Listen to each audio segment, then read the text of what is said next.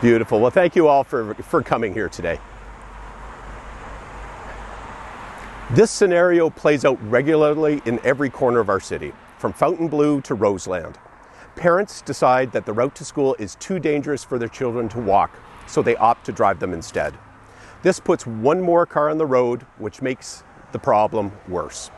What we're experiencing around every school in the city is the natural progression of this behavior. Clogged streets with very few children walking to school, to the point where the city and school board are now being asked to remove precious green space in order to accommodate cars and their passengers. It's a complete failure of our policies, and unless we get a handle on how we move around our city, I fear the end result will be hundreds more acres of asphalt and more injured children. As you prepare to get your kids ready for school next week, the last thing you should have to do is worry about whether their route to school is safe. We are all pedestrians, whether for the short term of walking to your car in the parking lot or walking to the corner store. Our feet are our primary mode of transportation. Why have we allowed it to become so dangerous?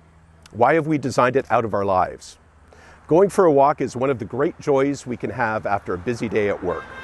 Our dogs are happiest when we put the leash on them and open the front door. Our blood pressure drops, as well as the circumference of our waistline. We see our neighborhood in a whole different light and become better friends with our neighbors. We need to rediscover the importance of this activity and design our communities to encourage walking and cycling instead of begrudgingly accommodating it when it's affordable enough to justify the expenditure. Vision Zero is an idea that calls for the elimination of traffic fatalities on our streets. By adopting Vision Zero as a guiding principle, a municipality accepts that accidents will happen, but they should never result in the death of the road user. Humans aren't perfect, but we should all go home at the end of the day to our family. This isn't some lofty pie-in-the-sky ideal. Vision Zero is being implemented everywhere right now in cities across the world that value their citizens' safety. A Holt administration will prioritize road safety for all users. I will fast track and implement all the recommendations from the Vision Zero Task Force by building them into how we construct our streets and how we enforce the rules of the road. Many of these recommendations are already vetted and approved by Council and are simply waiting for funding. These include develop and implement a complete streets policy, fully funding our school neighborhood policy, obtaining collision reporting data through provincial ERA system, increase winter roadway maintenance, review yellow and all red intervals for traffic signals.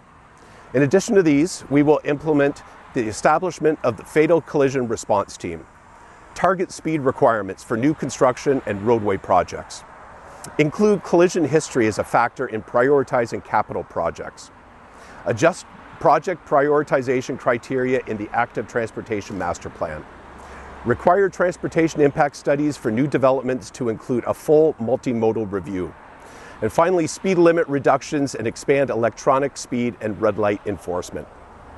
The most immediate and simple start is to reduce speed limits across the city. This mayor has avoided that simple act and continues to stall any initiatives tied to Vision Zero. These initiatives cost very little and can be easily implemented simply by directing administration to make those changes. But this mayor has never seriously prioritized road safety. Consider where we're standing now. Years ago, the city embarked on redesigning Cabana Rd and ended up creating a mini 4-lane highway right in front of a school. As you can imagine, traffic and speeding has increased, leaving parents the task of finding a safer route to school.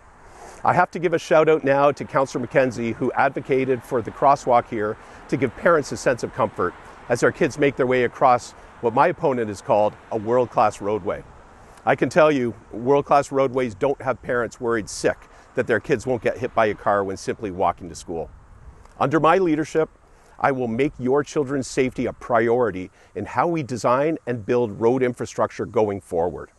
As our community grows and we attract new families to the city, we need to ensure that their safety, and especially the safety of our children, is embedded in the way we build our city. Thank you. Now it's time for questions.